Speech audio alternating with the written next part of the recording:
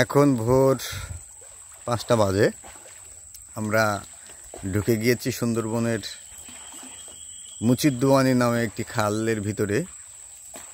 এই খাল দিয়ে আমরা এই খালের মাথা অর্থাৎ আগা যেটা ওকে বলে সেই আগায় গিয়েই কিন্তু আমরা আগাতে পানি থাকবে না, অল্প পরিমাণে পানি থাকবে। পানিতেই কিন্তু আমরা জাল দিয়ে মাছ মারব।